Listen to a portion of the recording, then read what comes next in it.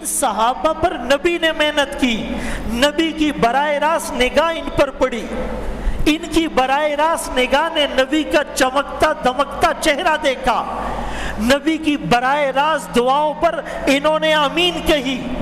نبی کی خوبصورت اور سریلی آواز کو انہوں نے اپنے کانوں سے سنا، اور ان کی خوش قسمت آوازیں نبی کے کانوں سے ٹکرائی،